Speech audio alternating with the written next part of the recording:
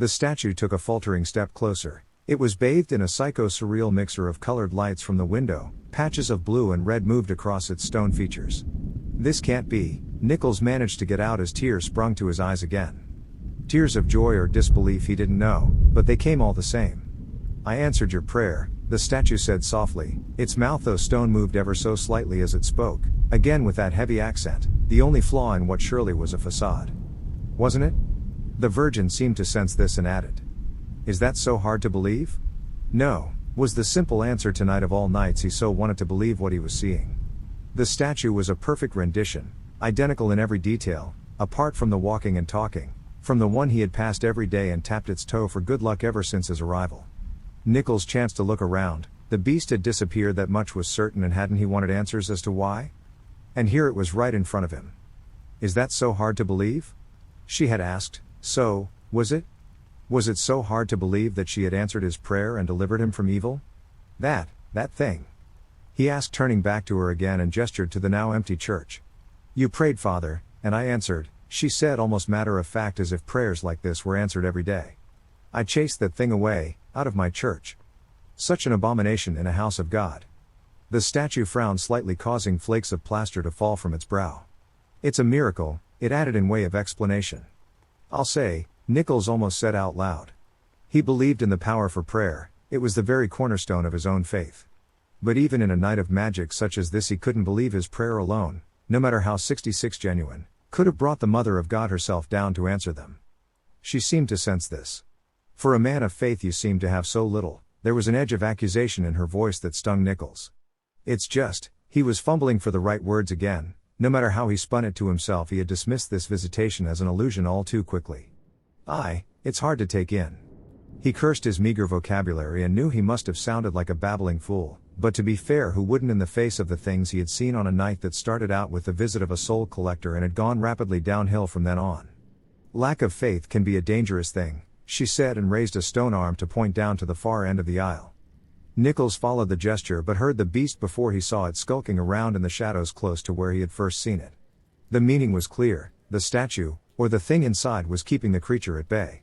So was the fact that he knew her power wasn't drawn from his faith in God but from something much darker, the polar opposite in fact. "That's quite a trick," Nichols said, nodding at the statue, trying to keep his voice as nonchalant as he could. "But the voice needs some work," he added coldly.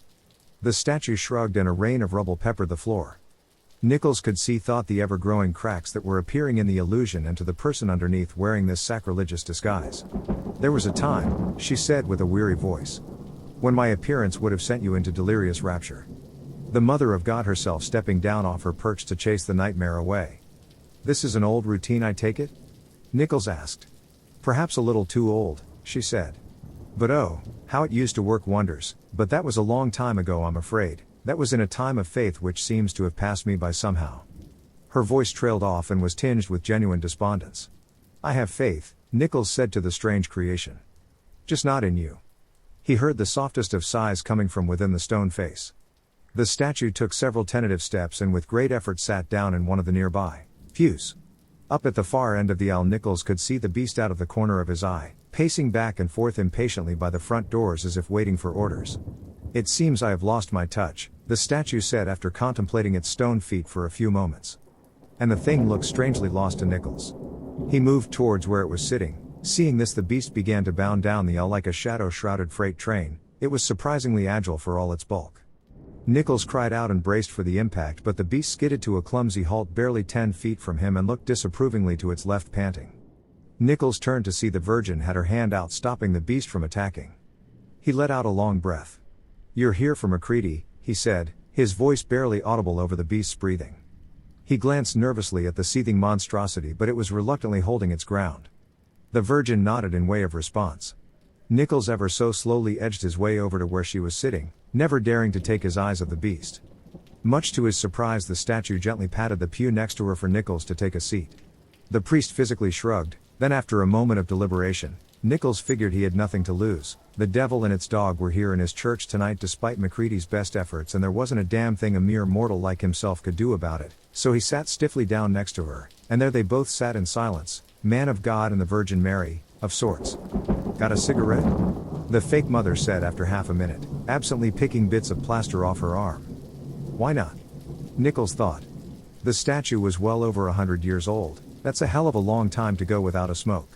He smiled at the absurdity of the situation and pulled the crumpled packet of cigarettes out of his pocket. He offered it to the Virgin. She slid one out and put it to her faded stone lips. Light? She asked. Sure. Nichols brought out his light and touched the flame to the death stick. The Virgin took a long pull on it and held the smoke in her lungs for a moment before tilting her head upwards and blowing it up into the air. 68 Nichols watched it swirling in the air. He felt strangely serene in her company. She sighed. That's better. She flexed her fingers, which were already more flesh now than stone. Didn't take you long to figure it out. Didn't you even want it all to be real? The fraud asked. God, yes, Nichols replied with simple honesty. There was something about this creature that made the thought of lying to her seem as much like sacrilege as the form she had taken. What man of God wouldn't want to be saved by the Virgin Mother herself? He thought she smiled at this as the plaster on her face cracked some more, but in truth she may just have been stiffing a yawn for all he could tell. She offered him the cigarette, but he shook his head. This scene was surreal enough as it was without sharing a smoke with the counterfeit deity. But even though I've clearly gone mad, he continued, I just couldn't quite swallow the whole divine intervention thing, I'm afraid. This time she did smile, causing little flakes of painted stone to fall from her face. Even in the gloom Nichols could see fleeting glimpses of the flesh beneath, and he was almost surprised to see it was human, and flawless. You're a strange one, Father, Nichols drunk in the softness of her voice, but try as he might he couldn't quite place the accent. He had thought it was Eastern European but now wasn't so sure. It seemed to fluctuate from sentence to sentence with the hint of half a dozen accents. All part of the illusion? Or the only natural thing about her? I'm beginning to see why Mac chose you. He was always drawn to characters. I had wondered why I was the lucky one. You've a spark of mischief in you, Father.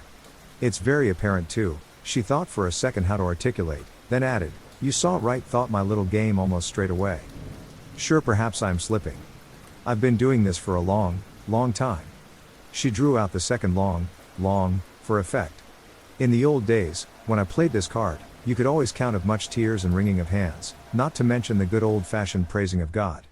She gave a slight shake of the head which showered Nichols' trouser legs with a fine covering of dust. He brought his hand up to brush it but for some reason couldn't bring himself to do it. He frowned, but the Virgin didn't 69 seem to notice. She was looking off into the gloom. I remember this one priest. She laughed out loud at the memory and it sounded like music to Nichols' ears. Just up and died on the spot. Mind you, he must have been 100, she added casually as if addressing an old friend. I imagine you get that a lot, Nichols asked, more to hear her sweet voice again than anything. She shrugged and flicked what was left of the cigarette off into the darkness. As he watched her awkward movements, Nichols wondered just how long the statue, or the thing inside, had been watching him. The charms, they were useless then? He asked, suddenly remembering the scraps of paper he had put around the place. No, not at all, she replied. Mac is very weak these days, especially after what he's done to try and break away from us, but the charms are solid enough. They would have been more than strong enough to keep me out. But of course, charms for keeping something out aren't much good if the enemy is already inside. She made a fist and watched as most of the stone around her hand crumpled to dust. She flexed her fingers, which Nichols could see were perfectly manicured. I slipped in a little after McCready got here. I've been close to catching up with him for days now. We had a feeling he was going to do something a little. She paused, trying to find the right word. Rash. She nodded, that seemed to fit quite nicely.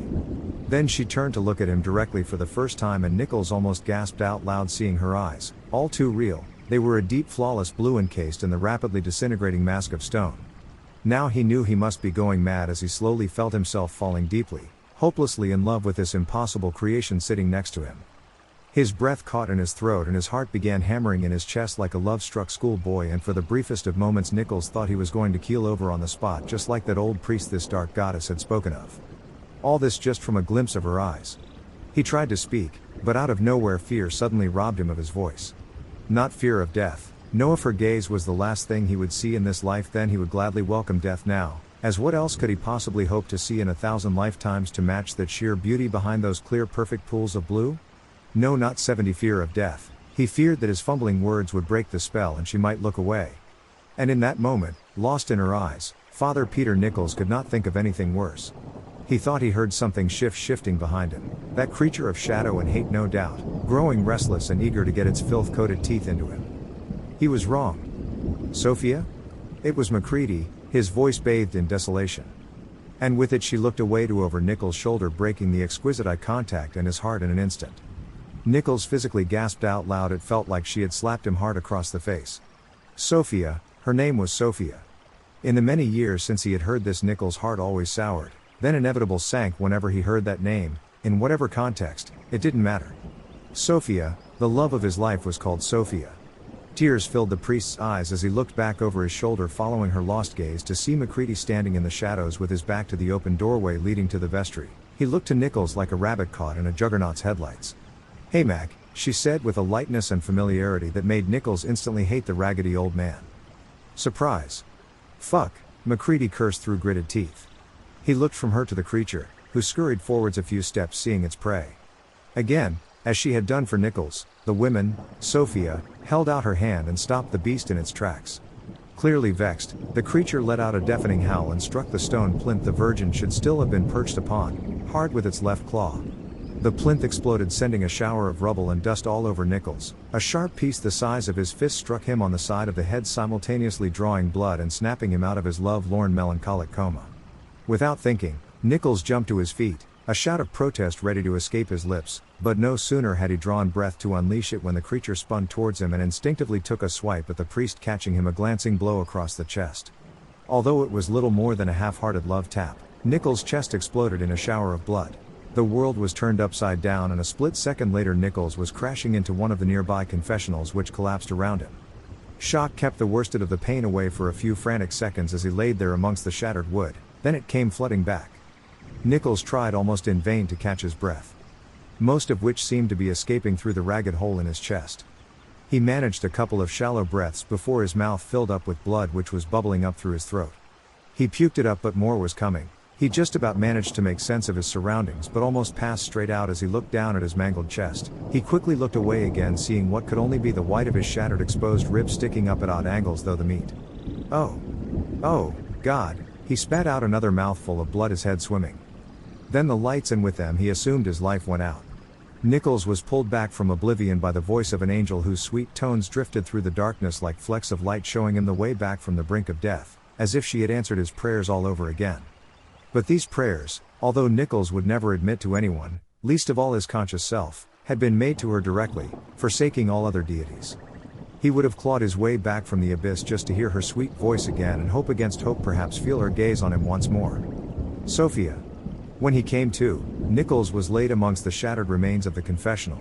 His clothes felt hot and sticky, soaked through with his own blood. He instinctively brought his hand up to his ruined chest, but pulled it away, feeling something jagged through the exposed flesh. The beast's little love tap had left him with 4 deep claw marks which looked for all the world like he'd been attacked by Freddy Krueger.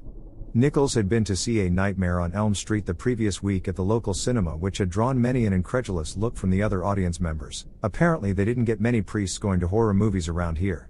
Research, Nichols had told them with half a smile. Now he was slap bang in the middle of his very own horror movie, but one that hadn't played out its final scene with him just yet, it seemed. He could hear Sophia's sweet voice again, pulling him further back into 72 consciousness, but it was being ruined by Macready's drawl. They were talking somewhere close. Nichols gritted his teeth and with great effort raised his head as best he could to see where the conversation was coming from. The first thing he saw in the gloom was the beast prowling between the pews, still eager to dispatch Macready at its mistress' bidding. The old demon Macready was standing in the aisle with his head bowed opposite Sophia, who Nichols could now see had discarded the last of her disguise. She was clothed in a simple long blue summer dress which was far too flimsy for this time of year, but the cold didn't seem to bother her. Even in the half-light her skin was so pale that for a moment Nichols thought she was still wearing the stone facade from the statue. Her long hair, which fell in loose curls past her shoulders, was a deep unnatural red which made her skin seem all the paler still in comparison. The priest raised himself up further on his elbows and winced at the fresh stabbing pain in his chest. He gritted his teeth again but couldn't altogether stifle the cry of pain that escaped his throat and echoed throughout the church. They must have heard, but none of the 3 trespassers even glanced his way. He was no threat or help to anyone. Sophia was whispering something to Macready, but Nichols couldn't make out anything but her tone, which was almost loving. Macready shook his head and she gently stroked his matted hair, For an assassin, she had a strangely benign look on her beautiful ashen face. She caressed his grubby cheek with the back of her hand and raised his bearded chin with the other so that he had to look up at her. She frowned and gave the slightest shake of her head, which sent a ripple through her exquisite blood-red hair. "Mac," she said it so softly Nichols only just caught the word. "Look at you. You used to be so handsome." Nichols felt a wave of jealousy wash over him and was a little too pleased to see MacCready pull away from her touch slightly, and he could see the glint of tears in the old man's eyes. "I didn't think it would be you," MacCready said. His voice was a hoarse whisper, full of such emotion Nichols could barely believe the old tramp was capable of. "Jacob, maybe Randall, but not you." Tears were streaming down his face now. She smiled, and even in his weakened state, Nichols felt butterflies in his stomach. "You are in so much trouble, Mac. You know that, don't you?" She 73 spoke to him like he was an errant child, almost lovingly and without the merest trace of malice in her sweet voice. Nichols didn't know if it was his weakened state, but he found himself envying the old tramp. It was clear the two had a history between them, just as it was clear she loved him even if she came here as his executioner. Nichols would have gladly switched places with him at that moment, even if it meant his certain death. That would have been a small price to pay if only she would look upon him the same way. MacCready exhaled slowly and looked up at her again, and she actually winced at the pain in his eyes. "Such a strange execution scene. Aren't you sick of it all?" he asked her, obviously fighting hard to keep his composure. Although even from where Nichols was viewing this endgame it was clear it wasn't fear, just pure emotion, he seemed almost glad things were finally coming to a head and he could speak what was in his heart to one of his own kind. This wasn't a bargaining, it was a confession. "Don't you just want it all to end?" he struggled on. "Christ, Sophia, you've been at this a hell of a lot longer than even me." She took his face in her hands with a heartbreaking tenderness, and gently kissed him on the forehead.